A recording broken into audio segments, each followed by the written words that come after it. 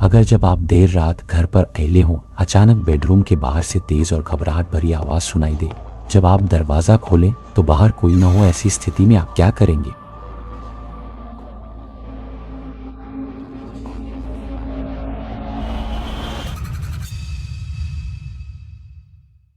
यह कहानी एक साथी जिसका नाम झोंगरी लुयू है ने भेजी है, जो उसने 5वीं कक्षा में पढ़ते समय अनुभव की एक सच्ची और अजीब घटना के बारे में बताई है, ताकि सभी को समझने में आसानी हो। मैं आज की कहानी को पहले व्यक्ति के दृष्टिकोण से साझा करूंगा। पीछे चंशब में उस समय मैं सूजो के एक छोटे शहर में रहता था। उस समय मैं 5वीं कक्षा में पढ़ रहा था। मुझे नहीं पता था कि स्कूल की पढ़ाई की स्थिति सीमित है या मैं पूरी मेहनत नहीं कर रहा था। मेरे अंक हमेशा औसत से कम थे। जब मैं प्राथमिक विद्यालय से स्नातक होने वाला था, मेरी माँ बहुत चिंतित थी। गहराई से सोच विचार करने के बाद उसने फैसला किया कि मैं पढ़ाई के अतिरिक्त समय में कोई विशेष कौशल सीखूं, ताकि यह कौशल भविष्य में विशेष योग्यता अंक नीति में मुझे कुछ लाभ दे सके और मेरे भविष्य के लिए एक आधार तैयार कर सके। उस समय मैं इसका पूरा मतलब नहीं समझ पाया, बस ईमानदारी से माँ की बात मानी। माँ ने मुझे कई संगीत वाद्य यंत्रों को आजमाने के लिए ले जाया और अंत में मैंने फ्लूट सीखना चुना। शायद उस समय मैं बहुत सारी वुशिया कहानियाँ देखता था, इसलिए मुझे लगा कि फ्लूट में एक तरह की नायाब वीरता और रोमांच है। वह बहुत कूल और स्टाइलिश था। उस समय मेरे साथ पढ़ाई कर रहा था एक लड़का जिसका नाम छोटा था। याद है हमारी पहली मुलाकात, ऐसा लगा जैसे हम बचपन से साथ पढ़े हुए हों। हम अच्छे दोस्त थे, बिल्कुल भी अजनबी जैसा महसूस नहीं होता था। छोटा का स्वभाव बहुत ही खुला था, जैसे उसे कोई चिंता ही ना हो। शुरुआत के कुछ महीने हम मैदान में पढ़ाई में बहुत सफल रहे और शिक्षक भी हमारी बहुत तारीफ करते थे। लेकिन एक दिन छोटा उदास चेहरे के साथ कक्षा में आया। उसका रूप पहले के उज्जवल और खुशमिजाज रूप से बिल्कुल अलग था। जब शिक्षक हमें पढ़ा रहे थे, वह लगातार जम्हाई ले रहा था और पूरी तरह से थका हुआ लग रहा था। इसलिए जब ब्रेक हुआ तो मैं तुरंत उसके पास गया। मैंने उससे पूछा क्या हुआ है, लेकिन छोटा डर के मारे पूरी तरह घबराया हुआ था। उसने कहा, कल रात मैंने भूत देखा। यह सुनकर मेरा दिल जोर से धड़कने लगा, लेकिन मैं अभी भी थोड़ा शक करता था। लेकिन उसकी थकी हुई और परेशान दिखती हुई शक्ल देखकर लगा कि वह झूठ नहीं बोल रहा। हम दोनों एक दूसरे को देखते रह गए। बाहर बिजली चमकी, उसके बाद गरज के साथ तेज बारिश होने लगी। शायद बाहर की उस डरावनी गरज और बारिश की आवाज़ ने छोटा को डराया था। वह बहुत ही दयनीय दिख रहा था और मुझसे विनती कर रहा था। उसने कहा कि आज रात उसके घर उसके साथ रहूं। मैं थोड़ी देर हिचकिचाया, फिर अपनी माँ को फ़ोन किया। मेरी माँ ने सोचा कि प्रशिक्षण स्कूल घर से बहुत दूर है और बाहर भी बारिश हो रही है। तेज़ बारिश के बीच आखिरकार वह दिन की अतिरिक्त कक्षा खत्म होने के बाद अनिच्छा से सहमति दे दी। छोटे के पिता ने कार से हमें घर वापस लाया। छोटे का घर हमारे छोटे शहर के उपनगर के पास एक ऐसा 2 मंजिला मकान है जो कुछ पुराना लगता है। बाहर से देखने पर सफ़ेद दीवारें कुछ धब्बेदार हो चुकी थी। जब मैं अंदर कदम रखा तो आश्चर्यचकित हुआ कि अंदर की सजावट भव्य और आलीशान थी, जो बाहर से पूरी तरह अलग थी। पहली मंजिल के लिविंग रूम से गुजरते हुए डाइनिंग रूम था। छोटे की माँ ने एक भरपूर रात का खाना तैयार किया था और हमारा इंतजार कर रही थी। रात के खाने के बाद हम थोड़ी देर लिविंग रूम में खेले। लगभग 8 बजे के आसपास मैं छोटे के साथ कमरे में सोने चला गया। छोटे का कमरा पहली मंजिल पर था, जबकि उसके माता पिता दूसरी मंजिल पर रहते थे। दिन में छोटे ने मुझसे कहा था, धन्यवाद सबको, क्योंकि उसने भूत देखा था। मेरे मन में भी कुछ डर बैठ गया था। हम दोनों बिस्तर पर लेटे थे। कोई बोलने की हिम्मत नहीं कर रहा था।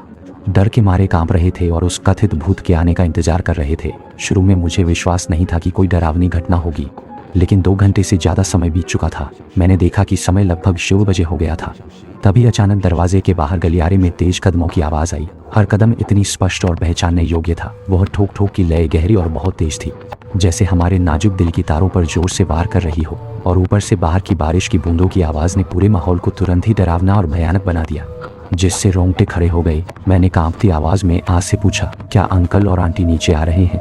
माँ ने घबराई हुई आवाज़ में मुझसे कहा कि वह अपने पापा मम्मी के कदमों की आवाज़ पहचान सकती है और यह आवाज़ बिल्कुल भी नीचे आने की आवाज़ नहीं है। उस वक्त हम दोनों बहुत डर गए थे।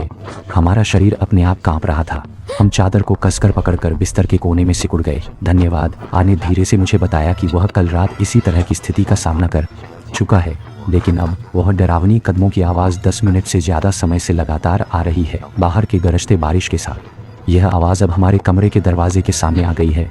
उस समय मुझे नहीं पता था कि हिम्मत कहाँ से आई। मैं उठकर बिस्तर से कूद पड़ा, जल्दी से दरवाजे की कुंडी बंद की और बाहर जोर से चिल्लाया, तुम कौन हो? मेरी आवाज़ खत्म होते ही कदमों की आवाज़ तुरंत रुक गई, लेकिन ज़्यादा देर नहीं हुई। फिर से आवाज़ आने लगी और इस बार और भी ज़्यादा साफ। हम पूरी तरह से डर के मारे घबरा गए थे। मैंने जल्दी से आग का फ़ोन निकाला और अंकल को कॉल किया। ज़्यादा देर नहीं हुई, अंकल ने दस्तक देना शुरू कर दिया। हमारा घर दरवाज़ा खोलते ही मेरी नज़र अनजाने में बाहर की गलियारे पर पड़ी। चाचा के अलावा वह गलियारा पूरी तरह खाली था। चाचा ने हमारी डरावनी हालत देखकर पूछा कि क्या हुआ। मैं पीला पड़ता हुआ चाचा को अपना हाल सुनाने लगा। चाचा की शक भरी नजरें थी, क्योंकि जब वह नीचे आया तो उसने कोई इंसान नहीं देखा, न ही कोई कदमों की आवाज़। शायद चाचा ने हमारे अंदर के डर को महसूस किया और उसने हमारे साथ पहली मंजिल पर रहना तय किया, जिससे हम उस लंबी और डरावनी रात को पार कर सके। अगले दिन मेरी माँ मुझे घर लेकर आई और मेरा दिमाग पूरी तरह से कल रात के अजीब अनुभव से भरा था। वह गलियारा छोटा था, फिर भी कदमों की आवाज़ क्यों इतनी 10 मिनट से ज़्यादा समय तक चलती रही, और वह क्यों हमारे दरवाजे के सामने आई बिना दरवाज़ा खटखटाए, और फिर भी वह अजीब आवाज़ें जारी रखी।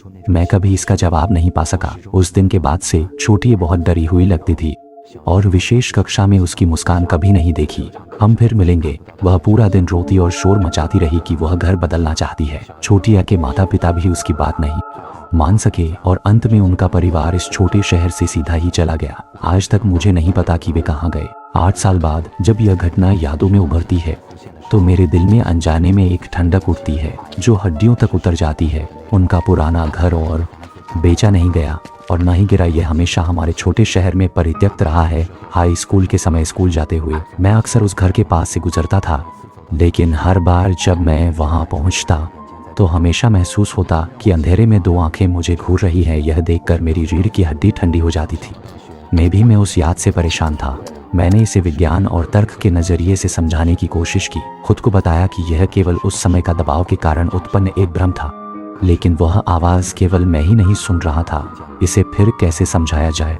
कभी कभी रात के सन्नाटे में वो डरावनी आवाज़ मेरे दिमाग में गूंजती रहती है, जिससे बचना भी नामुमकिन होता है। शायद कुछ रहस्य कभी सुलझ नहीं पाएंगे और कुछ डर हमेशा दिल के अंदर छुपा रहेगा।